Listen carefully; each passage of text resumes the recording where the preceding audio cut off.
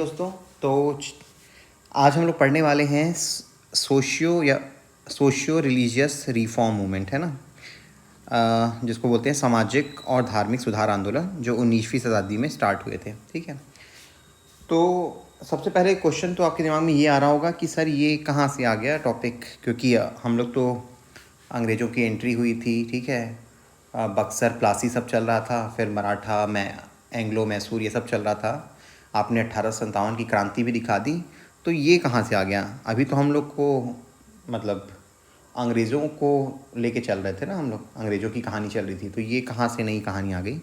तो वो जो कहानी है ना, उसी में एक साइड लाइन चल रहा था कि अंग्रेज़ों का शासन तो चल रहा था, ठीक है, लेकिन ये जो सुधार आंदोलन चले, उन्होंने एक महत्वपूर्ण भूमिका निभाई जो हमारे देश में राष्ट्रीय चेतना, या फिर जिसको बोला चाहिए नेशनल कॉन्शियस को जगाने के लिए, है ना।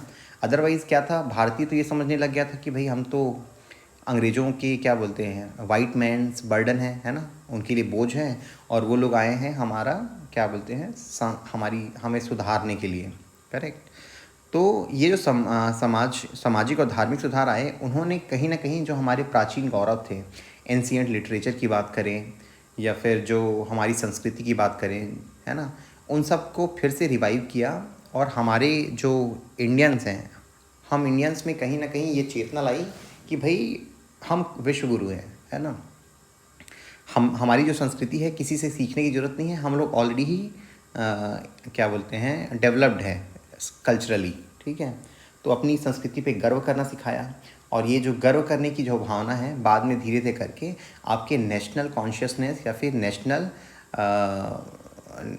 मूवमेंट में आपको एक नई ऊर्जा दी, ठीक है, जो आपको दिखाई देता है बाद में। जैसे आप देखोगे बाल गंगाधर तिलक ने शिवाजी महोत्सव और गणेश महोत्सव, है ना, इन सब चीज़ें स्टार्ट करी, बहुत सारी चीज़ें हुई, ठीक है। लेकिन ये जो सामाजिक और धार्मिक सुधार थे, उन्होंने ही राष्ट्रीय चेतना का विकास किया, ठीक है, जिसके चलते फिर हमारे क्रांतिकारी लोग खड़े हुए कि भाई बाहरी आदमी कैसे एक इंडियन पे रूल कर सकता है। तो वहीं के इसीलिए इनका रोल इम्पोर्टेंट है, और ना केवल जो हमारी प्राचीन संस्कृति को जागृत किया, बट साथ में क्या किया इन लोगों ने, साथ में ही जो हमारे समाज में कुरीतियाँ थी, है ना, जैसे कि आपका सती है, ठीक है, आपका महिलाओं को शिक्षा का अधिकार नहीं दिया जाता था, बाल विवाह वाली जो कुरीतियाँ थी, तो कुरीतियों से भी लड़ने की शक्ति प्रदान की, है ना, मतलब रास्ता दिखाया। तो कुरीतियों से भी इनकी लड़ाई थी, ठीक है, जिसके चलते इनको कई बार जो ऑर्थोडॉक्स है, जो रूढ़िवादी क्षेत्र है, उनसे भी मुकाबला करना पड़ा, ठीक है। तो अपन क्या करेंगे, इसको 3 पार्ट में करते हैं, बिकॉज ये बहुत बड़ा चैप्टर है, और इस चैप्टर में क्या क्या चीज़ कवर होंगे, चलिए पहले देख लेते हैं क्या क्या कंटेंट है हमारा। तो पहला तो ये है कि सुधारों का परिचय, क्या क्या सुधार है, कैसे स्टार्ट हुआ। उसके बाद जो प्रमुख सुधारक हैं, देखिए मेंस पर्सपेक्टिव से ना आपके 3-4 सुधारक ही पूछे जाते हैं। एक तो राजा राम मोहन रॉय है, ठीक है, दयानंद सरस्वती जो आर्य समाज वाले, रामकृष्ण मिशन, ठीक है, और एक आपका प्रार्थना समाज, ठीक है, ये वाला आर्य समाज, ब्रह्म समाज, प्रार्थना समाज और रामकृष्ण मिशन, यही है मेंस के सिलेबस में। लेकिन अगर हम लोग प्रीलिम्स पर्सपेक्टिव से पढ़ें तो बहुत सारे टॉपिक और आ जाते हैं, जैसे कि आपका सत्यशोधक समाज है ना। सत्यशोधक समाज वैसे है हमारे में, जो आपकी दलित संबंधित जो आंदोलन है उनमें ऐसे आ जाएगा, ठीक है। तो ओवरऑल हम लोग पढ़ेंगे, कुछ जो है प्रीलिम्स पर्सपेक्टिव से है, जो मैं आपको बताऊंगा बाद में, तो उस पर हम लोग क्विक नज़र बस मारेंगे और आगे बढ़ जाएंगे। जो आपके मेंस ओरिएंटेड हैं उस पर थोड़ा सा ज़्यादा डिस्कशन करेंगे, ठीक है। तो चलिए लेक्चर थोड़ा थोड़ा छोटा छोटा करेंगे, तो आप लोग ज़्यादा फोकस करते हो, लंबा जो लेक्चर होता है वो पसंद नहीं किया जा रहा है। तो चलिए, पहला तो है कैसे आपका भारतीय पुनर्जागरण का समय शुरू हुआ, ठीक है। तो 19वीं शताब्दी को व्यापक रूप से भारतीय पुनर्जागरण के काल के रूप में पहचाना जाता है, क्योंकि इसकी विशेषताएं क्या क्या थी। पहला था सामाजिक जागृति, परंपरागत प्रथाओं और मान्यताओं पर प्रश्न उठाने का समय जो कठोर और दमनकारी हो गई थी, है ना। जैसे आप देखोगे, वही मैं सती से एग्जांपल लूँगा, तो सती में ये माना जाता था कि पति की मृत्यु हो गई तो महिला को का सतीत्व तो खंडित ना हो, इसलिए फिर वो उसको बोलते थे आप भी उसी के साथ चले जाओ, है ना। तो ये जो परंपरागत प्रथाएं थी उन पे सवाल उठाना शुरू किया, है ना। उसके बाद आता है धार्मिक सुधार। धार्मिक प्रथाओं को शुद्ध करने और अंधविश्वासों को हटाते हुए मूल ग्रंथों की ओर लौटने का प्रयास किया। इस लाइन से आप समझ पा रहे होंगे आर्य समाज की बात हो रही है, जिन्होंने बोला कि वेद जो है वो इनफालेबल है, मतलब जो वेद है उनका कोई खंडन नहीं कर सकता, वेदों की बातें ही सही हैं और वेदों की ओर लौटो, ये नारा दिया था। और तीसरा है प्रगतिशील परिवर्तन। प्रमुख आंदोलन जिन्होंने भारतीय समाज में विशेष रूप से महिलाओं और हाशिए पर रहने वाले समूहों के लिए महत्वपूर्ण परिवर्तन लाए। जो वीकर सेक्शन थे, महिलाएं हैं या फिर जो अनटचेबल थे, उनके लिए काफ़ी मूवमेंट लाए। तो ये इनकी खासियत थी भारतीय पुनर्जागरण के दौर की। अब जैसे हम लोग सती प्रथा का देखते हैं। सती का अर्थ क्या होता है? सती का शाब्दिक रूप से अर्थ है पवित्र और सदाचारी महिला। यह एक समर्पित पत्नी पर लागू होता है जो पति की चिता पर स्वयं को जला लेती है। राजा राम मोहन राय के नेतृत्व में भारतीय सुधारकों ने इस बुराई पर सीधा हमला किया। 1829 में गवर्नर जनरल विलियम बेंटिंग ने सती पर प्रतिबंध लगा दिया, जिसे कोर्ट ऑफ डायरेक्टर्स ने प्रोत्साहित किया था, जो भारत में अपनी गतिविधियों की एक विश्वसनीय छवि प्रस्तुत करते हैं। ठीक है, तो वही था कि कहीं ना कहीं जो सुधार की आवाज़ हमें इंडियन सेक्शन से ही आया है ना। आपके राजा राम मोहन राय जिनको बोला जाता है कि maker of first man of modern India, है ना, या फिर first modern man of India बोला जाता है उनको। ठीक है, एक सेकंड दीजिए।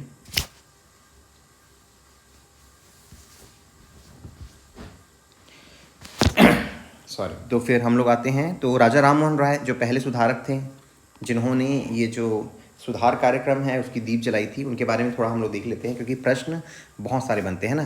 तो इनके जीवन के एक एक फैक्ट से क्वेश्चन बनते हैं। एक फैक्ट तो ये बनता है कि इनको राजा की उपाधि किसने दी, तो आप याद रखेंगे अकबर द्वितीय ने, है ना, अकबर द्वितीय ने इनको दिया था।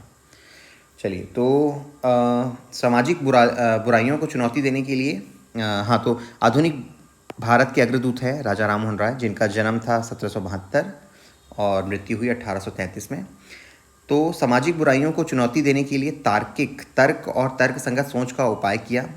1814 में कलकत्ता में आत्मीय सभा की स्थापना की। ठीक है, और डेविड हेयर को हिंदू कॉलेज स्थापित करने में सहायता की। ये क्वेश्चन आया है, आप लोग अगर याद किए होंगे। ठीक है, एक सेकंड दीजिए यार मुझे।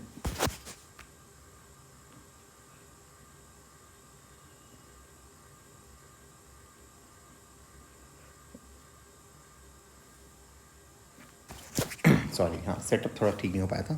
तो देखिए, तो जो डेविड हेयर थे उन्होंने हिंदू कॉलेज की स्थापना की थी, तो उसमें मदद किया था राजा राम मोहन राय ने। तो आपको ईयर याद रखना है। बहुत बार आप लोग बोलते हो ना हिस्ट्री में सर कितने ईयर याद रखने हैं, तो कुछ व्यक्तियों के ईयर तो आपको याद रखने पड़ेंगे, क्योंकि इन्होंने एक से ज़्यादा इनिशिएटिव लिए थे।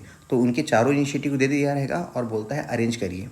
तो आत्मीय सभा की स्थापना इन्होंने 1814 में की। यही आपके जो ब्रह्म समाज है ना, उसका प्रीडिसीसर है। उसके बाद फिर वही डेवलप होके ब्रह्म समाज में स्थापित हुआ था। 1825 में वेदांत कॉलेज की स्थापना की कलकत्ता में। ठीक है, तीसरा फैक्ट, गिफ्ट टू मोनोथिस्ट, ये उन्होंने 1809 में लिखी थी। और मूर्ति पूजा का विरोध किया और वेदों और 5 उपनिषदों का बंगाली में अनुवाद किया। एक्चुअली ये क्या थे ना, बहुत सारे लैंग्वेज के विद्वान थे, इनको विदेशी लैंग्वेज भी आते थे और इंडियन लैंग्वेज तो आते ही थे। तो इन्होंने 5 उपनिषदों का बंगाली में अनुवाद किया है। ठीक है, तो आपको ये क्वेश्चन आ सकता है, मैं यहीं आपके लिए क्वेश्चन बना दूँ तो ये चारों इवेंट दे दिया रहेगा और उसको अरेंज करना रहेगा, है ना। तो सबसे पहले क्या आएगा आपका, गिफ्ट टू मोनोथिस्ट, 1809 में उन्होंने लिखा था। ठीक है, और उसके बाद फिर आत्मीय सभा 1814 और हिंदू कॉलेज की स्थापना में मदद इन्होंने 1817 में। और this is very important fact, 1825 में कलकत्ता में वेदांत कॉलेज की स्थापना। ठीक है, और महिलाओं के लिए संपत्ति विरासत के अधिकारों की मांग भी इन्होंने की थी। तो काफ़ी काफ़ी वो थे, सोशल रिफॉर्मर के फेस में अपने समय से काफ़ी आगे थे, है ना। और उनकी राजनीतिक सक्रियता के बारे में देखते हैं, तो पहला आर्थिक सुधार में उन्होंने क्या किया कि बंगाली जमींदारों की दमनकारी प्रथाओं की निंदा की। जो शोषण चल रहा था किसानों का, बहुत हैवी टैक्सेस लेते थे किसानों से, तो उसकी इन्होंने निंदा की।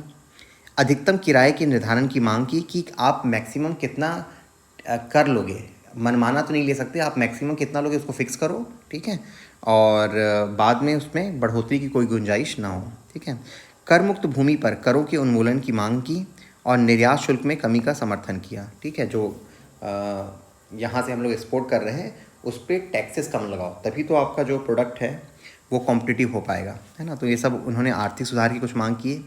न्यायिक सुधार के लिए उन्होंने क्या किया, न्यायिक समानता की मांग की, कानून के तहत निष्पक्ष व्यवहार का समर्थन किया और भेदभावपूर्ण कानूनी प्रथाओं का विरोध किया। जो ब्रिटिश समय में अलग अलग रूल नियम था, है ना, भारतीयों के लिए अलग कानून और विदेशियों के लिए अलग कानून, उसका इन्होंने विरोध किया। बोला भाई आप सबके लिए, सभी आपके अगर सब्जेक्ट हैं तो सबके लिए एक न्याय होना चाहिए, है ना। तो ये उनका न्यायिक सुधार के लिए इनकी मांग थी। इनका अंतर्राष्ट्रीय दृष्टिकोण भी था। नेपल्स और स्पेनिश अमेरिका में क्रांतियों का समर्थन किया, जो वहाँ अमेरिका में वो चल रहा था, रिवॉल्यूशन चल रहा था। आयरलैंड के दमन की निंदा की, राष्ट्रों के भाईचारे का समर्थन किया। मतलब विदेश में जो जो हो रहा था उस पर इन्होंने काम किया, उतना इम्पोर्टेंट नहीं है।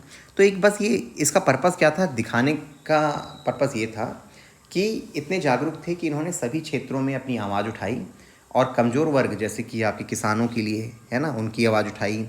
जो न्याय की चाह रखते थे उनके लिए आवाज़ उठाई, ठीक है। राय केवल एक सामाजिक सुधारक ही नहीं थे बल्कि एक राजनीतिक कार्यकर्ता भी थे जो आर्थिक और न्यायिक सुधारों का समर्थन करते थे, ठीक है। अब आते हैं जो मेन आपका टॉपिक है वो है ब्रह्म समाज। तो 1828 में राजा राम मोहन राय द्वारा स्थापित किया गया। मुख्य सिद्धांत और विश्वास क्या थे, मुख्य विषय था इनका निर्गुण सपना या फिर निराकार पूजा। उद्देश्य क्या था इस ब्रह्म समाज का, कि हिंदू धर्म को शुद्ध करना, है ना। जो यहाँ पे बहुत सारी कुरीतियाँ आ गई थी, आपने देखा है ना, मूर्ति पूजा, कर्मकांड, उन सबको हटा के शुद्ध करना था। इन्होंने क्या किया, एक ईश्वरवाद का प्रचार किया, ईश्वर की एकता पे जोर दिया। तर्क और वेदों या फिर उपनिषदों के दो स्तंभों पर आधारित है ये। धार्मिक सिद्धांतों के लिए मानव तर्क को अंतिम मापदंड माना, है ना, कि कोई भी धार्मिक सिद्धांत को तभी मानेंगे अगर वो तर्क के तर्क के ढाल पे खरी उतरती है, ठीक है। मूर्ति पूजा और पुरोहित वर्ग का विरोध किया। विधवा पुनर्विवाह और महिला शिक्षा का समर्थन किया और बहुविवाह और अंधविश्वासी प्रथाओं का विरोध किया, ठीक है। तो आप जो प्रोमिनेंट थीम है ना उसको याद रखिए, उसको अगर सब में आप डालते जाएंगे ना तो आपका आंसर एक ही होगा। पहला क्या था, यही सब चीज़ें, विधवा पुनर्विवाह पे जोर दिया, महिला शिक्षा का समर्थन किया, बहुविवाह का विरोध किया और ये जो कर्मकांड है, अंधविश्वास है, इन प्रथाओं का विरोध किया। तो ये सब आपको ना सारे सामाजिक सुधार वाले आंदोलन में चिपका देंगे तो आपका आंसर करेक्ट ही रहेगा, क्योंकि सबने वही किया है ना। ब्रह्म समाज 19वीं शताब्दी के सबसे प्रभावशाली सुधार आंदोलनों में से एक था, जो धार्मिक और सामाजिक दोनों सुधारों पर केंद्रित था। अब आते हैं ब्रह्म समाज का नेतृत्व और विभाजन। हुआ क्या था कि पहले इन्होंने स्टार्ट तो कर दिया राजा राम मोहन राय ने, बाद में फिर जो उनके देवेंद्रनाथ टैगोर आए, ठीक है, बाद में फिर आपका केशव चंद्र सेन आए, तो स्प्लिट होते गया, ठीक है। तो कई बार पूछा जाता है कि जो स्प्लिट हुए हैं कौन कौन से स्प्लिट हुए हैं, मतलब विभाजन होता गया, है ना। होता क्या है, एक आदमी एक ब्रह्म समाज एक संस्था स्टार्ट करता है, अब जैसे ही उसकी मृत्यु होती है तो जो उसके अनुयायी हैं या फिर जो उसके फॉलोअर हैं, वो लोग क्या सोचते हैं कि मतलब इनका संदेश ये था, इस टाइप से चलना चाहिए। दूसरा बोलता है नहीं, उनका सोच ऐसा था। तो फिर क्या होता है, वो अपनी अपनी सोच को उसमें इंक्लूड कर देते हैं और अपने तरीके से चलाते हैं, है ना। तो वही चीज़ यहाँ पे भी हुआ। एक ईश्वरवाद और सामाजिक सुधारों को बढ़ावा देने के लिए ब्रह्म सभा या फिर बाद में ब्रह्म समाज कहलाया की स्थापना हुई 1828 में। 1833 से 1866 तक किसने देखा, देवेंद्रनाथ टैगोर ने, ठीक है। राय की मृत्यु के बाद ब्रह्म सभा का नेतृत्व किया देवेंद्रनाथ टैगोर ने। 1839 में इन्होंने ही, देवेंद्रनाथ टैगोर ने ही तत्वबोधनी समाज सभा की स्थापना की थी, ठीक है। तो एक और एक फैक्ट है इंपॉर्टेंट, तत्वबोधनी सभा की स्थापना किसने की थी, देवेंद्रनाथ टैगोर ने, ठीक है। वैदिक शास्त्र अचूक है, इस सिद्धांत का खंडन किया। इनका मानना था कि यार जो वेद है वो इनफॉलेबल नहीं है, मतलब उनका भी खंडन किया जा सकता है, ये उनका मानना था। अब आता है पहला विभाजन, कब होता है, 1866 में। केशव चंद्र सेन और अनुयायियों ने भारत ब्रह्म समाज, है ना, बाद में नया ब्रह्म समाज कहा गया, बनाने के लिए छोड़ दिया और टैगोर का समूह आदि ब्रह्म समाज कहलाया, ठीक है। तो जो ब्रह्म समाज था उसका दो स्प्लिट हुआ, किसमें, 1866 में। तो एक तो क्या कहलाया आपका भारत ब्रह्म समाज, या फिर इसको मैं इंग्लिश में पढ़ा था तो एक बार देख लेता हूँ मैं। इसको कहा गया ब्रह्म समाज ऑफ इंडिया, किसके वाले को, केशव वाले को, और इनको आदि ब्रह्म समाज। जो पुराने थे, केशव चंद्र चला रहे थे, देवेंद्रनाथ चला रहे थे, उसको बोल दीजिए आदि, है ना, आदि ब्रह्म समाज, कन्फ्यूजन की बात नहीं है ना। पहले से चला रहे थे तो आदि, अब इन्होंने क्या करा, थोड़े मॉडर्न हैं तो इन्होंने क्या करा, ब्रह्म समाज ऑफ इंडिया, ब्रह्मो समाज ऑफ इंडिया। ठीक है, उसके बाद क्या हुआ, हुआ क्या था, अब आप देख ही रहे हो, बाल विवाह इन सब का सब विरोध कर रहे थे, है ना, महिलाओं की शिक्षा इन सब पे विरोध कर रहे थे। हुआ क्या था, 1878 में इनकी जो केशव चंद्र सेन वाले जो ग्रुप थी, है ना, तो केशव चंद्र सेन की उनकी एक लड़की थी, शायद 12 साल की थी लगभग, ठीक है, तो उनको एक अच्छा रिश्ता आया किसी राजा के यहाँ का, तो उन्होंने उसका बाल विवाह करा दिया। ठीक है, तो जो उसके अनुयायी थे, फॉलोअर थे, उनका ट्रस्ट टूट गया कि भाई हमारा नेता ही जो है हमारी नीतियों का खंडन कर रहा है। तो फिर से एक स्प्लिट होता है 1878 में, यहाँ पे मैं लिख देता हूँ 1878। और क्या होता है, ए एम बोस और शिव नारायण शास्त्री ने केशव के नेतृत्व पर असहमति के कारण केशव के समूह को छोड़कर साधारण ब्रह्म समाज का गठन किया। तो यहाँ पे जो आया उनका नाम रखा साधारण ब्रह्म समाज। कौन लोग थे इसमें, थे आपके शिव नारायण शास्त्री और ए एम बोस, है ना, ए एम बोस और शिव नारायण शास्त्री, सब लिखा है इसमें। ठीक है, और जो इनका पुराना वाला था वो क्या कहलाया, वो कहलाया आपका भाई ब्रह्म समाज ऑफ इंडिया, या फिर बाद में न्यू ब्रह्म समाज बोल सकते हैं। ठीक है, तो इस टाइप से दो स्प्लिट हुए हैं, एक 1866 में जिसमें ये आपका देवेंद्र नाथ देख रहे हैं, और इसको किसने देखा, केशव चंद्र ने। ठीक है, तो ये सब स्प्लिट होते रहते हैं अलग अलग लोग। तो एक प्रश्न आया है, उसको देख लेते हैं कि ब्रह्म समाज के संबंध में निम्नलिखित में से कौन सा कथन सही है। तो इसमें है, इसने मूर्ति पूजा का विरोध किया, बिल्कुल सही है। इसने धार्मिक ग्रंथों की व्याख्या के लिए पुरोहितों वर्ग की इस आवश्यकता से इनकार किया, बिल्कुल सही, हमने ऊपर में देखा। इसने वेद अचूक है इस सिद्धांत को लोकप्रिय बनाया, गलत, इन्होंने खंडन किया था ना कि वेद जो है अचूक नहीं है, उनका भी खंडन किया जा सकता है। तो थर्ड इज़ रॉन्ग और बी इज़ द आंसर।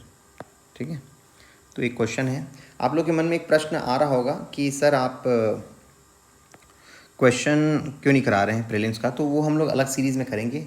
अभी थोड़ा स्पीड बढ़ाने के लिए मैं क्या कर रहा हूँ, थ्योरी को जल्दी जल्दी करते जा रहा हूँ, फिर हम लोग एक एक दिन में एक 2-3 चैप्टर का PYQ करते जाएंगे। ठीक है, बाकी जो मेंस के क्वेश्चन है मैं तो इंक्लूड किया ही हूँ। ठीक है, ये है एक और समाज सुधारक थे जो जिनका बहुत कम उम्र में जिनकी मृत्यु हो गई, उनका नाम था हेनरी लुइस विवियन डेरेजियो, है ना। इसका इस पे प्रश्न आया था जहाँ तक मुझे याद आ रहा है, पिछले 2022 की CGPSC में 22 या 23 में कुछ आया था, एक बार देखिएगा। ठीक है, तो इनके बारे में पूछा था। तो ये कौन थे, ये विदेशी थे डेफिनेटली, नाम से पता चल रहा है। यंग बंगाल मूवमेंट इन्होंने चालू किया था। डेरेजियो कलकत्ता के हिंदी कॉलेज में एक शिक्षक थे जिन्होंने अपनी छात्रों को रूढ़िवादी हिंदू रीति रिवाजों और परंपराओं पर सवाल उठाने के लिए प्रेरित किया, मुक्त चिंतन और तार्किक दृष्टिकोण का समर्थन किया, छात्रों को सभी प्राधिकारों का पर सवाल उठाने के लिए प्रोत्साहित किया, पश्चिमी शिक्षा और वैज्ञानिक सोच को बढ़ावा दिया, जाति व्यवस्था और अंधविश्वासों जैसे सामाजिक बुराइयों का विरोध। 1831 में असामयिक निधन के कारण आंदोलन समाप्त हो गया। ठीक है, तो इन्होंने क्या किया, एक जो युवाओं को जागरूक किया कि आप प्रश्न उठाएं किसी भी चीज़ में। ठीक है, चाहे आपके प्राचीन रीति रिवाज हैं या फिर जो भी आपकी पुरानी धारणाएं हैं, उन पे आप तार्किक आउटलुक रखें, मतलब तार्किक दृष्टिकोण रखें और उनको तर्क के तराजू में तौलें। अगर वो फिट बैठता है तब तो एक्सेप्ट करें, नहीं होता है तो खंडन करें, है ना।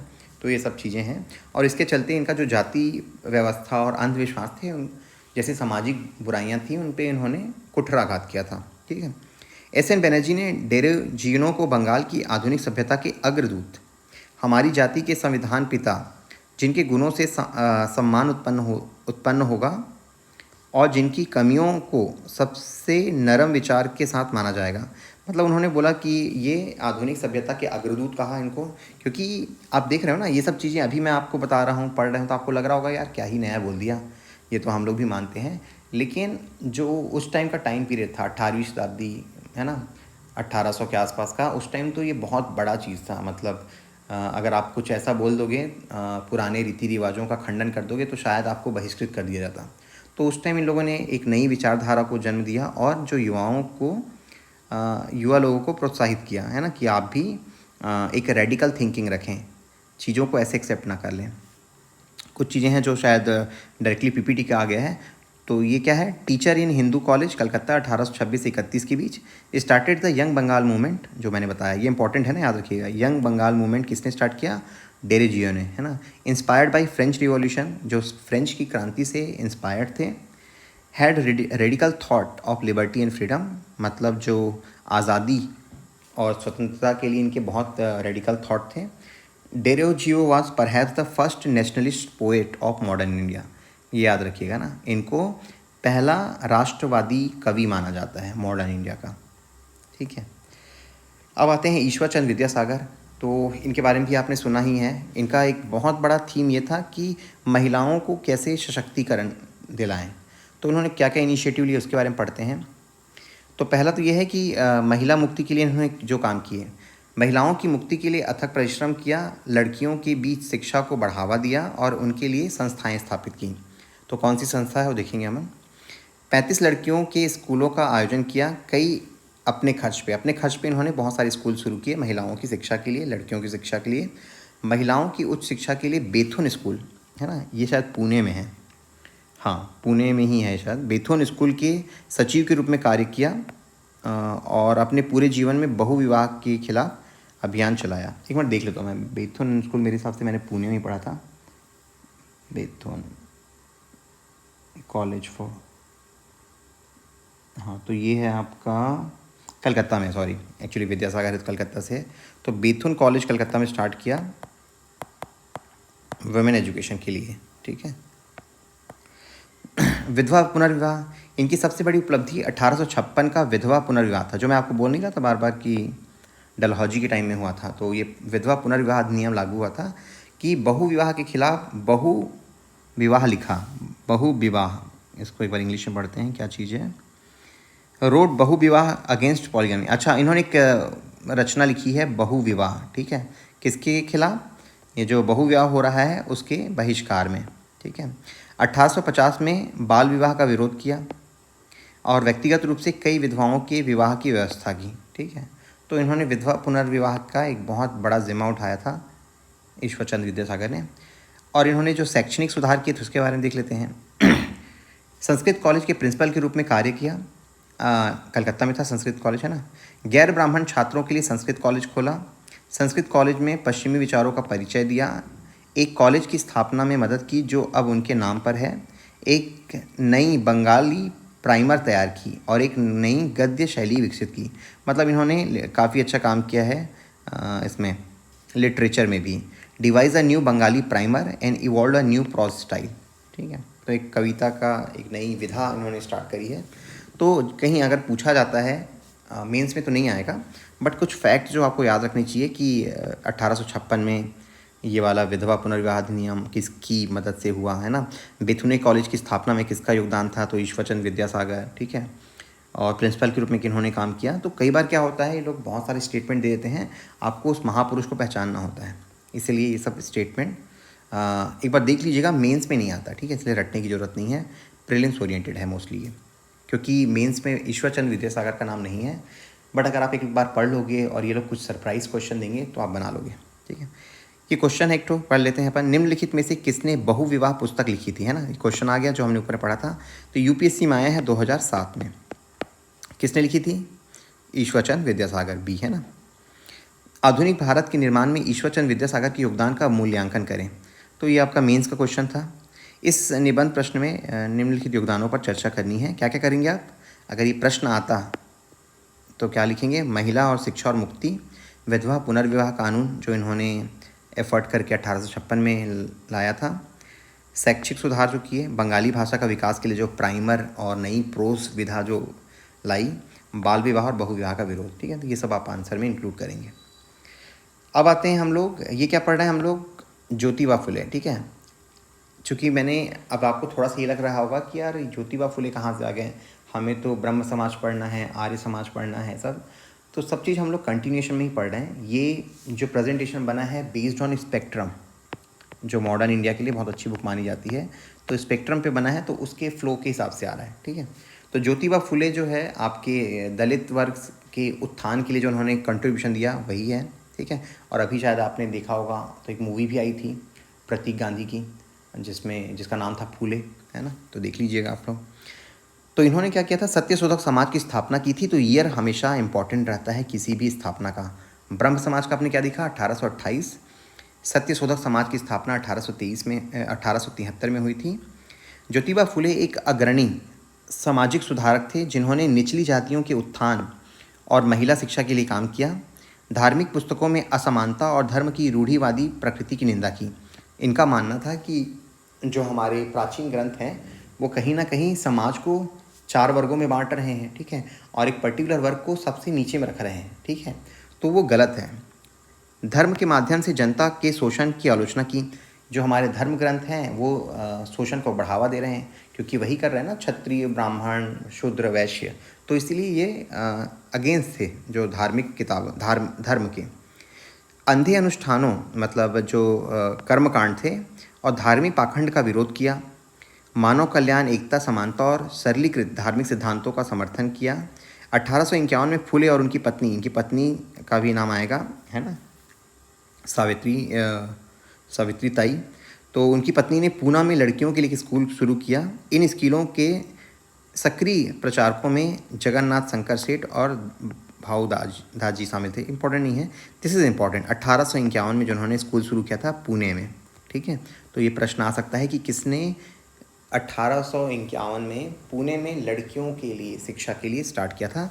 तो ये थे आपके मतलब दोनों, सावित्री ताई थी और ज्योतिबा फुले। तो एक क्वेश्चन है, सत्यशोधक समाज ने आयोजित किया बिहार में आदिवासियों के उत्थान के लिए एक आंदोलन, गलत। गुजरात में, गलत। महाराष्ट्र में जाति विरोधी आंदोलन, तो option C is right answer, क्योंकि ये लोग महाराष्ट्र से बिलोंग कर रहे थे, ठीक है। अब आते हैं, एक दो और कर लेते हैं फिर हम लोग ब्रेक लेंगे। तो दयानंद सरस्वती के बारे में पढ़ते हैं, क्योंकि ये हमारे सिलेबस में है, मेंस में। तो आर्य समाज के संस्थापक थे। 1875 में आर्य समाज की स्थापना हुई। तो दयानंद सरस्वती को मथुरा में स्वामी विरजानंद नामक एक नेत्रहीन शिक्षक से वेदांत की शिक्षा मिली।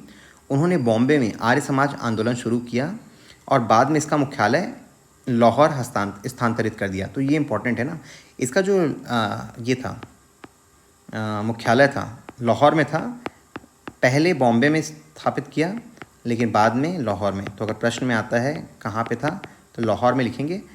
अगर मेंस में आता है तो आप लिख सकते हैं बॉम्बे में था पहले, फिर बाद में लाहौर में स्थानांतरित कर दिया। इनके प्रमुख प्रिंसिपल क्या हैं, क्योंकि कई बार क्या पूछता है डायरेक्टली कि इनके 2 लक्ष्य बताइए, 2 उद्देश्य बताइए। तो पहला था, इन्होंने नारा दिया था वेदों की ओर लौटो। वेदों की अचूकता में विश्वास करते थे, वेदों को स्वीकार किया, पुराणों को अस्वीकार किया, पश्चिमी विज्ञानों के अध्ययन का समर्थन किया। ये भी क्या था, वेस्टर्न एजुकेशन को स्वीकार किए, है ना, तभी तो बाद में फिर DAV जो है दयानंद वैदिक एंग्लो वैदिक स्कूल की स्थापना होती है। स्वराज शब्द का प्रयोग करने वाले पहले व्यक्ति, है ना, इनसे बहुत सारे क्वेश्चन आते हैं हर साल, डायरेक्टली इनडायरेक्टली। तो स्वराज शब्द का सबसे पहला प्रयोग इन्होंने किया था। कई बार आपको कन्फ्यूजन होगा कि कहीं लोकमान्य तिलक जी ने तो नहीं किया था, स्वराज मेरा जन्मसिद्ध अधिकार है तो और मैं इसे लेकर रहूँगा, तो नहीं, इस सबसे पहले जो लिया था दयानंद सरस्वती ने यूज़ किया था। पुरुषों और महिलाओं के लिए समान अधिकारों का समर्थन किया था, ठीक है। और इनके सामाजिक सुधार क्या क्या थे, इन्होंने मूर्ति पूजा अनुष्ठानों और ब्राह्मण वर्चस्व के खिलाफ आवाज़ उठाई। सेम चीज़ वहाँ भी हुआ था, है ना। बहुदेववाद, विधवा ब्रह्मचर्य, बाल विवाह की आलोचना की, जाति व्यवस्था का विरोध किया और 1872 में अंतर्जातीय विवाह अधिनियम का समर्थन किया, ठीक है, this is important. Satyarth Prakash लिखा, दिस इज़ वेरी इंपॉर्टेंट। न्यूनतम विवाह योग्य आयु तय की, लड़कों के लिए 25 और लड़कियों के लिए 16, ठीक है। तो ये उनके कुछ सुधार कार्यक्रम थे, ठीक है। कुछ तो आपको मिले जुले लग रहे होंगे ब्रह्म समाज के जैसे ही, है ना, क्योंकि समाज सुधारक हैं तो कहीं ना कहीं दृष्टिकोण लगभग सेम रहता है इनका। और इनका इम्पैक्ट क्या हुआ उसको देख लेते हैं।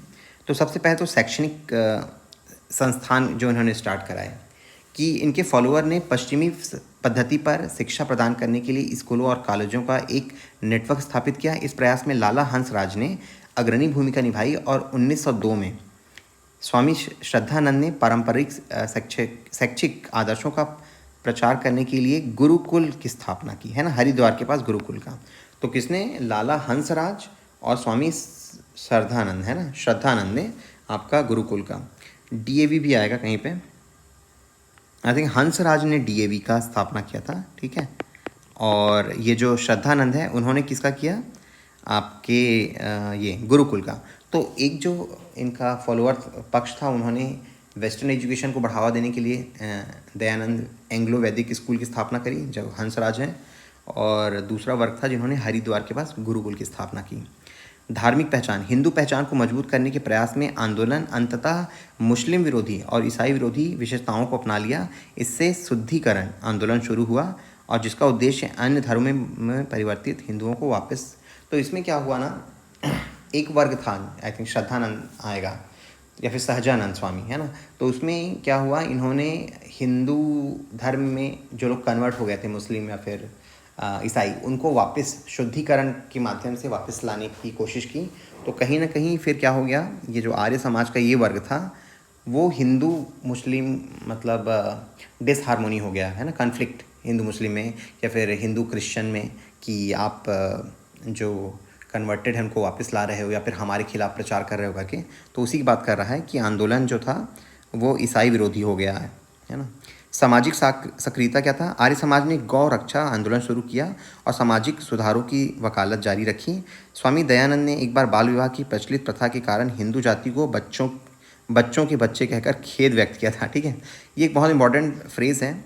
किसने कहा था कि हिंदू समाज बच्चों के बच्चे हैं, तो ये आप याद रखेंगे कि स्वामी दयानंद ने कहा था। उनका कहना था कि यार बाल विवाह कर देते हो, बच्चे हैं, अब बच्चों के फिर बच्चे हो गए, राइट। मतलब चाइल्ड मैरिज हो रहा है, तो 12-13 साल की लड़की है, उसका भी एक बच्चा हो गया, तो उसी की बात कर रहे हैं। ठीक है, तो हिंदी जाति को बच्चों के बच्चे कहा था, तो याद रखेंगे। दयानंद की मृत्यु के बाद उनका कार्य लाला हंसराज, पंडित गुरुदत्त, लाला लाजपत राय और स्वामी श्रद्धानंद जैसे प्रमुख व्यक्तियों द्वारा आगे बढ़ाया गया, जिन्होंने पूरे भारत में आंदोलन का विस्तार किया। ठीक है, एक प्रश्न है, इसको देख लेते हैं। आर्य समाज की स्थापना किसने की, उसका उद्देश्य क्या था? तो ये तो ठीक है, 1875 में आर्य समाज की स्थापना की और उसके लक्ष्य ये सब थे। ठीक है, मेंस का आंसर था, तो अगर आपको लिखना है ना तो ये डायरेक्टली यहाँ से चिपका दीजिएगा इस आंसर को। अब आते हैं रामकृष्ण मिशन, जो कि हम लोग नेक्स्ट लेक्चर में करेंगे, ताकि वीडियो ज़्यादा बड़ा ना हो। ये कम से कम 3-4 लेक्चर में ख़त्म होगा। ठीक है, चलिए।